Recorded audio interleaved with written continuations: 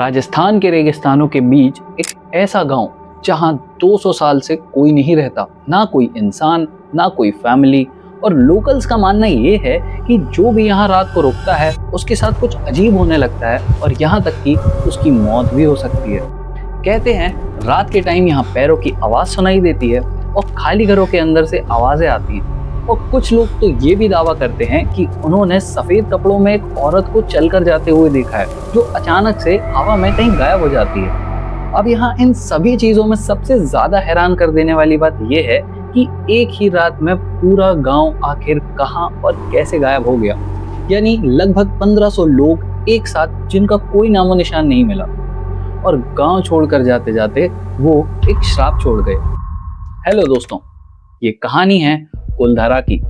जैसलमेर से सिर्फ 18 किलोमीटर दूर ये गांव है।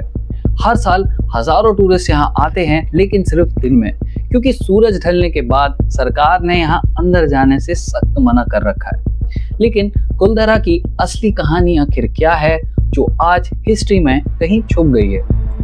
और आज हम ये दोनों चीजें देखेंगे कि क्या कहानी है और क्या सच्चाई है। आपकी जानकारी के लिए बता दूं कि कुलधरा आम गांव जैसा कोई मामूली गांव नहीं था। 13th सेंचुरी में राजस्थान के पाली रीजन से एक कम्युनिटी आई, जो थे पालीवाल ब्राह्मण्स। ये लोग कोई मामूली गांव वाले नहीं थे, वो हाईली इंटेलिजेंट ट्रेडर्स और फार्मर्स थे, जिन्होंने राजस्थान के बीच एक यूनिक इरिगेशन सिस्टम बनाया। एक आर्टिफिशियल डिप्रेशन जो रेन वाटर को कलेक्ट करता था और मिट्टी को भी पेड़ और पौधों के लिए तैयार करता था। आज भी इस सिस्टम के एविडेंस कुलधरा के साउथ एज पर मिलते हैं। यही वो सिस्टम था जिसने रेगिस्तान की गर्मी में भी इस गांव को जिंदा रखा था।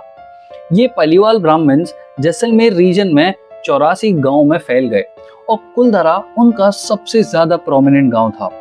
अपने पीक पर इस गांव में 400 से ज्यादा घर थे और आबादी लगभग 1500 के आसपास थी। सारे राजपुताना के मर्चेंट्स यहाँ आते थे। ये कोई छोटा सा गांव नहीं था, ये एक हाईली सक्सेसफुल सिविलाइजेशन थी। लेकिन फिर आता है साल 1825। कहते हैं एक रात में कुलधरा और उसके आसपास के 83 गांव सब खाली हो गए। वहां एक भी इंसान नहीं बचा। लोगों ने घरों को वैसे के वैसे ही छोड़ दिया और कोई नहीं जानता कि वो लोग कहां गए। लोकल्स बताते हैं कि वो कहानी एक बहुत ही घटिया और बुरे इंसान की है। उसका नाम था सलीम सिंह, जैसलमेर स्टेट का बहुत ही पावरफुल दीवान। ब्रिटिश ऑफिसर जेम्स टॉड ने अपनी book annuls and antiquities of Rajasthan में सलीम सिंह को एक रेपेशियस मॉन्स्टर कहा था। लोकल्स ने बताया कि सलीम सिंह की नजर एक दिन गांव की मुखिया की बेटी पर पड़ गई। उसने मांग करी कि उसकी इस लड़की से शादी करा दी जाए, लेकिन गांव वालों ने इनकार कर दिया।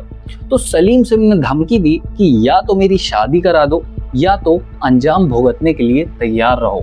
लेकिन गांव वालों ने इस शर्त को मानने से इनकार कर दिया। उस रात 84 गांव के सभी लोग एक साथ मिले और ये फैसला लिया कि वो सभी गांव छोड़कर चले जाएंगे। उस रात बिना किसी नामो निशान के हजारों लोग गायब हो गए और जाते जाते उन्होंने एक श्राप दिया, जो भी इस जमीन पर बसने की कोशिश करेगा वो कभी चैन से नहीं रह पाएगा। और सच में आज 200 साल बाद भी कुलधरा वीरान गांव है। इंटरनेट पर कुलधरा की भूतिया किस्सों की कहानियां भरी पड़ी हैं। विजिटर्स क्लेम करते हैं कि अंधेरी सड़कों में उन्हें अनजाने पैरों की आहट सुनाई देती है।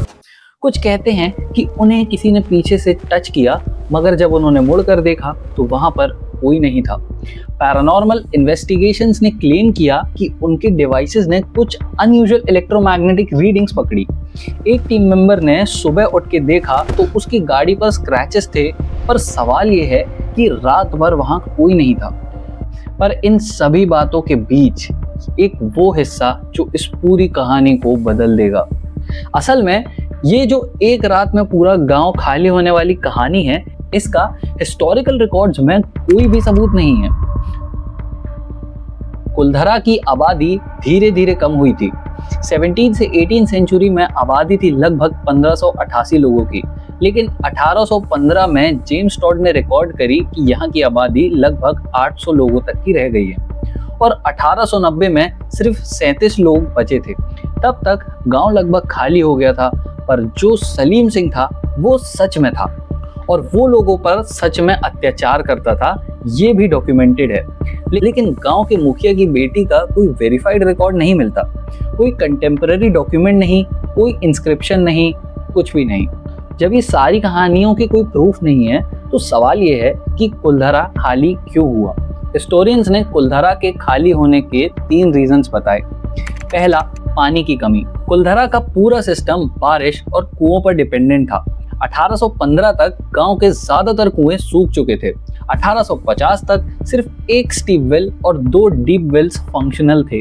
पानी ना होने के कारण लोग खेती नहीं कर पा रहे थे और धीरे धीरे कुलधरा में जिंदगी बची ही नहीं। दूसरा, ऑपरेसिव टैक्सेशन। सलीम सिंह लोगों से एट्रोशियस टैक्स यानी अत्याचारी कर वसूलता था। एक तरफ वहां पर पानी की कमी और दूसरी तरफ इतने हैवी टैक्स। तब वहां के लोगों के पास वो जगह छोड़कर जाने के अलावा और कोई रास्ता नहीं बचा। जेम्स टॉड का अकाउंट इस बात का हिस्टोरिकल प्रूफ है और यही चीज इस थ्योरी को सबसे ज्यादा स्ट्रॉन्ग बनाती है। तीसरा है अर्थक्वेक। 2017 में करंट साइंस जर्नल में A.B. रॉय की एक स्टडी है। उनका आर्गुमेंट था कि बिल्डिंग्स की कोलैप्स्ड रूफ, फॉलन जॉइंट्स और फॉलन पिलर्स ये वेदरिंग के साइंस नहीं है, ये टेक्टोनिक एक्टिविटी के साइंस हैं और जैसलमेर रीजन सिस्मिकली एक्टिव है। पानी की कमी, ऑपरेसिव टैक्सेशन और पॉसिबली एक स्ट्रॉन्ग अर्थक्वेक ने एक हंसती खेलती सिविलाइजेशन को वीरान कर दिया। फिर सवाल उठता है कि लोग यहाँ कुछ फील क्यों और कैसे करते हैं। असल में लोगों के इस एहसास के पीछे कोई भूत नहीं बल्कि 2 साइंटिफिक फिनोमेना हैं। Phenomena number 1 is infrared sound और नंबर 2 इज पैरेडोलिया। इंफ्रारेड साउंड मतलब 20 हर्ट्ज से नीचे की साउंड फ्रीक्वेंसी जिसे हमारे ईयर्स डायरेक्टली नहीं सुन सकते, लेकिन बॉडी फील जरूर कर सकती है। मतलब अगर 2 ऑब्जेक्ट दोनों की फ्रीक्वेंसी सेम है और एक ऑब्जेक्ट को हम 20 हर्ट्ज पे वाइब्रेट करेंगे तो दूसरा उस वाइब्रेशन से ही सेम फ्रीक्वेंसी पे वाइब्रेट करने लगेगा। ये समझाने के लिए मैं आपको एक कहानी सुनाता हूँ। एक बार एक इंजीनियर विक टैंडी अपने लैब में काम कर रहे थे। उस लैब के बारे में कहा जाता था कि वो बहुत डरावनी लैब है और वहाँ अलग अलग ऑब्जेक्ट्स देखते हैं। एक अजीब एहसास किसी और के वहाँ होने का, और ये कंप्लेन किसी 1 या 2 वर्कर की नहीं, लगभग सभी वर्कर्स और क्लीनर्स की थी और वो भी वहाँ नहीं जाते थे। यहाँ तक कि एक वर्कर ने तो रिजाइन भी कर दिया था ये कहकर कि उसने वहाँ पर एक ग्रे फिगर देखा और उसका कहना ये था कि वो एक भूत था। और ऐसा ही कुछ हुआ विक टैंडी के साथ। अचानक उन्हें फील हुआ कमरे में किसी और के होने जैसी फीलिंग। पेरिफेरल विजन में उन्हें एक ग्रे फिगर दिखा। पहले दिन वो थोड़ा घबरा गए, बट वो भूत वगैरह में बिल्कुल भी बिलीव नहीं करते थे। इसलिए उन्होंने तय किया कि वो कल जाकर अपनी लैब को अच्छी तरीके से एक बार चेक करेंगे। काफी देर तक ढूंढने के बाद उन्हें मिलता है एक पुराना फैन जिससे 18 to 20 हर्ट्ज की फ्रीक्वेंसी जनरेट हो रही थी। ये एग्जैक्टली ह्यूमन आईबॉल की नेचुरल रेजोनेंट फ्रीक्वेंसी है, जहां फैन की वाइब्रेशंस आंखों से फिजिकल स्ट्रक्चर को इफेक्ट कर रही थी और इसी फ्रीक्वेंसी की वजह से पेरिफेरल विजन्स में ब्लरी डिस्टॉर्शंस क्रिएट हो रहे थे। और जब ये फैन बंद हुआ सब कुछ नॉर्मल हो गया और भूत लैब से गायब हो गया। और कई हॉन्टेड लोकेशंस में साइंटिफिकली इंफ्रारेड साउंड्स पाए गए हैं। Phenomena number 2 is pareidolia. Brain की वो टेंडेंसी जिसमें वो रैंडम पैटर्न्स में मीनिंग्स, शेप्स, खासकर चेहरे, ह्यूमन बॉडी, ये सब ढूंढता है। असल में ये सब कुछ हमारे एवोल्यूशन से कनेक्टेड है। एवोल्यूशन ने हमारे ब्रेन को इतना सेंसिटिव बना दिया है कि कभी कभी कुछ नहीं में भी कुछ दिख जाता है। वैसे ही जब यहाँ की इतनी सारी पुरानी बिल्डिंग से तेज हवा चलती है तो ये फ्रीक्वेंसी नेचुरली प्रोड्यूस होती है, जिससे उस सेम इफेक्ट होता है जो विक टैंडी की लैब में हो रहा था। दूसरा फैक्टर है सजेस्टिबिलिटी। साइकोलॉजिकली आपका दिमाग ये मान लेता है कि यहाँ घोस्ट हैं और पैरेडोलिया इफेक्ट के कारण ये चीजें दिखने लगती हैं। गोल्डस्मिथ यूनिवर्सिटी लंदन का 2008 हॉन्ट प्रोजेक्ट एक्सपेरिमेंट यही प्रूव करता है कि एक प्लेन वाइट रूम में भी जब लोगों को पहले से बताया गया कि ये एक स्ट्रेंज और हॉन्टेड प्लेस है, 20% लोगों ने फील किया कि कोई और भी उस रूम में प्रेजेंट है और 8% को एक्चुअल टेरर और फेसेस भी दिखने लगे। और ये सभी चीजें हो रही थी सिर्फ सजेशन से। वहाँ एक्चुअल में कोई घोस्ट या उस जगह पर कोई गड़बड़ नहीं थी। और पैरानॉर्मल इन्वेस्टिगेशन टीम्स, उन्होंने कुलधारा में कोई कंक्लूसिव एविडेंस कभी साबित नहीं किया। पीयर रिव्यूड साइंस में उनका कोई भी रिकॉर्ड नहीं है। और रही बात कि यहाँ पर रात को अंदर जाना अलाउड क्यों नहीं है, तो इसका कारण कोई भूत नहीं है। असल में कुलधारा के स्ट्रक्चर्स 200 साल पुराने हैं, जिनका कोलैप्स होने का रिस्क बहुत ज़्यादा है। और यहाँ पर रात को विजिबिलिटी लगभग ना के बराबर होती है और मॉन्यूमेंट्स के गिरने का खतरा भी है। ऐसी सिचुएशन की वजह से यहाँ पर रात को एंट्री अलाउड नहीं है। दूसरा रीजन, रेगिस्तान के कुछ वाइल्ड एनिमल्स का खतरा भी है, जैसे स्नेक्स, स्कॉर्पियंस, जैकल्स और डेजर्ट फॉक्सेस। तो सवाल यह है कि ये सारी स्टोरीज अभी तक क्यों जिंदा हैं। पहला रीजन, ह्यूमन साइकोलॉजी। हमारा ब्रेन स्टोरीज हमेशा लंबे समय तक याद रखता है एज कम्पेयर टू फैक्ट्स। पानी सूख गया और लोग चले गए, ये बात लोगों को उतनी इंटरेस्टिंग नहीं लगेगी।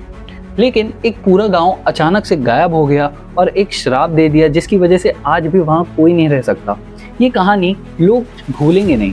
दूसरा रीजन है टूरिज्म इकोनॉमी। कुलधारा के इंडियाज मोस्ट हॉन्टेड विलेज वाले टैग ने जैसलमेर टूरिज्म को बहुत फायदा दिया है। Hotels, jeep, safaris, guides, services सब इस स्टोरी पर डिपेंडेंट है। अगर कल को ऑफिशियली प्रूव हो जाएगा कि कुलधारा में कुछ भी नहीं है, तो इस इकोनॉमी का क्या होगा। तीसरा रीजन है सोशल मीडिया। अगर आप बोले मुझे किसी ने टच किया या उनका फ़ोन बिना वजह बंद हो गया या कैमरा ने काम करना बंद कर दिया, तब उस वीडियो के वायरल होने के चांसेस काफ़ी ज़्यादा बढ़ जाते हैं। तो अगर आपको वीडियो इंटरेस्टिंग लगा हो तो लाइक करो, सब्सक्राइब करो और मिलते हैं अगली वीडियो में।